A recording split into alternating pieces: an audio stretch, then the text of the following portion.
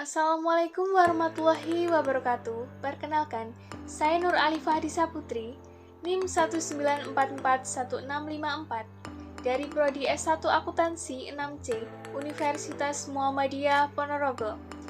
Di sini, saya akan menjelaskan terkait analisis laporan keuangan dari PT Indofood Sukses Makmur Tbk periode 2019-2020. Sebelum kita masuk ke analisis laporan keuangan, saya ingin menjelaskan sedikit tentang PT Indofood Sukses Makmur Tbk. PT Indofood Sukses Makmur Tbk atau yang dikenal dengan Indofood merupakan produsen berbagai jenis makanan dan minuman yang bermarkas di Jakarta. Perusahaan ini didirikan pada tanggal 4 Agustus 1990 oleh Sudono Salim dengan nama PT Panganjaya Indikusuma yang pada tanggal 5 Februari 1994 menjadi Indofood Sukses Makmur. Perusahaan ini mengekspor bahan makanannya hingga Australia, Asia, dan Eropa. Selanjutnya, rasio likuidasi. Yang pertama ada current ratio, sama dengan aktiva lancar dibagi dengan hutang lancar dikalikan 100%.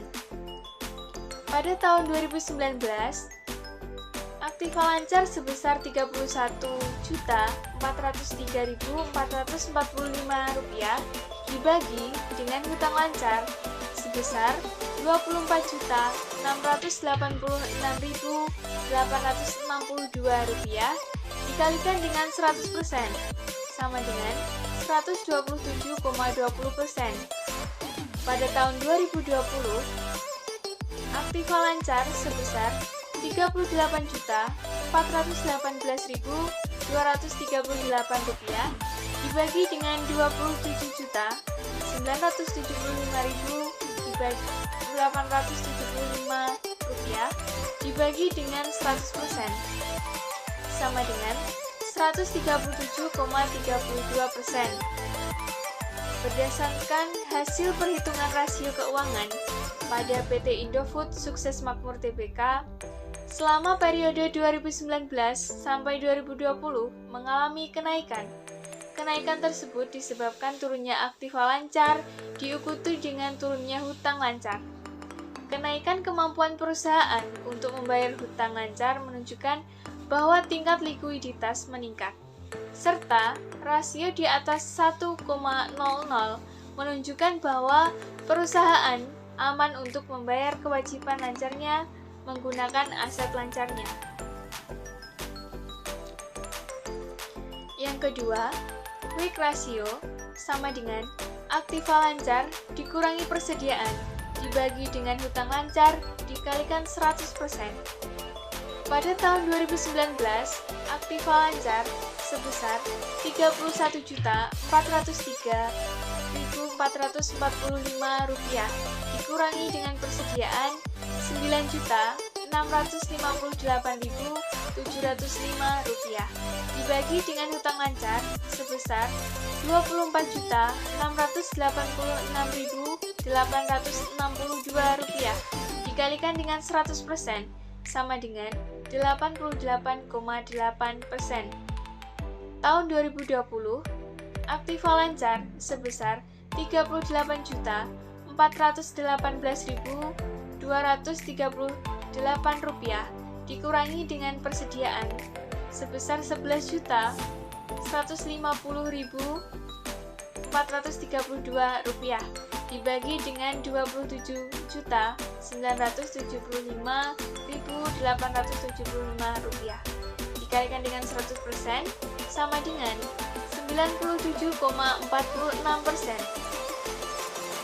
Berdasarkan hasil perhitungan selama 2019 sampai 2020, quick ratio mengalami kenaikan. Kenaikan tersebut disebabkan karena penurunan aktiva diikuti dengan turunnya persediaan serta hutang lancar. Kenaikan tersebut menunjukkan bahwa PT Indofood Sukses Makmur Tbk memiliki kemampuan untuk menunaikan kewajibannya serta mengindikasikan bahwa likuiditas perusahaan dalam keadaan baik. Selanjutnya, rasio leverage. Yang pertama ada total debit to total ratio, sama dengan total hutang dibagi dengan total aktiva dikalikan 100%. Pada tahun 2019, total hutang ada 41.996.071 rupiah dibagi dengan total aktiva 96.198.559 rupiah dikalikan dengan 100% sama dengan 43,65%. Pada tahun 2020 sama dengan total hutang 83.998.472 rupiah dibagi dengan total aktiva 163.136.516 rupiah dikalikan dengan 100% sama dengan 51,48%. Berdasarkan hasil perhitungan selama periode 2019 sampai 2020, total debit to total ratio perusahaan mengalami kenaikan. Hal ini menunjukkan bahwa dalam pengembangan perusahaan menggunakan modal lebih sedikit daripada hutang.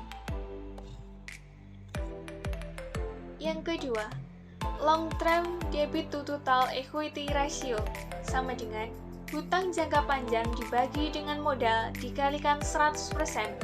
Pada tahun 2019, hutang jangka panjang sebesar 17.309.209 rupiah dibagi dengan modal 56.022.597 rupiah dikalikan dengan 100% sama dengan 31,93%.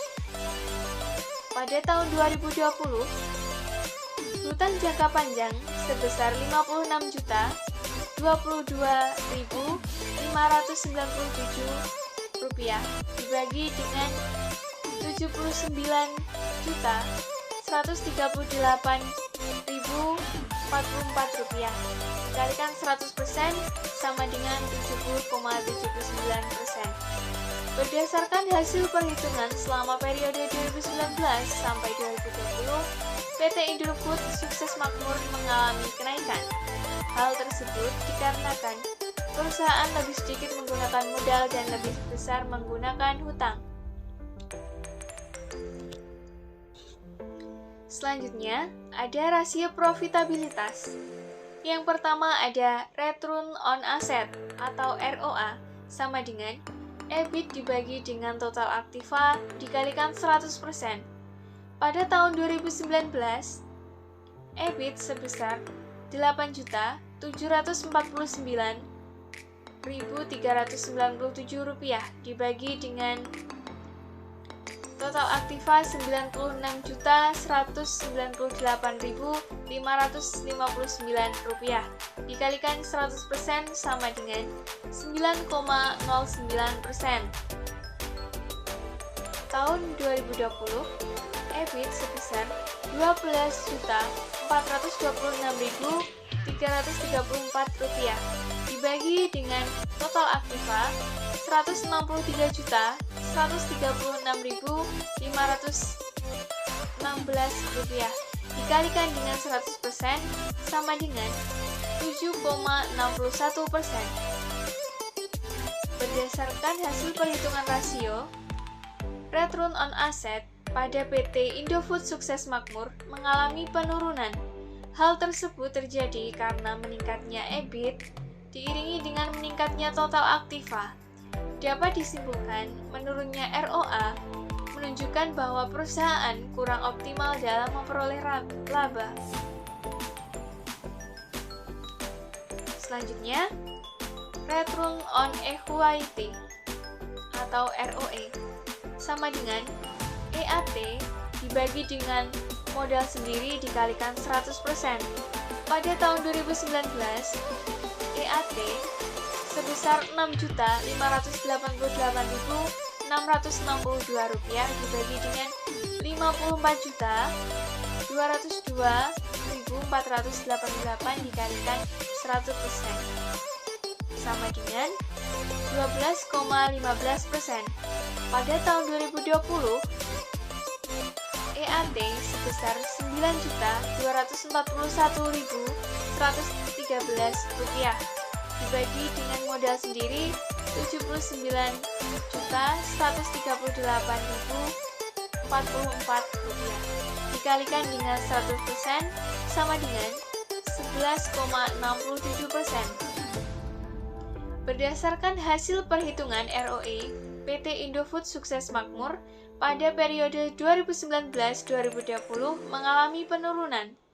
Hal tersebut disebabkan menurunnya EAT diikuti dengan kenaikan modal.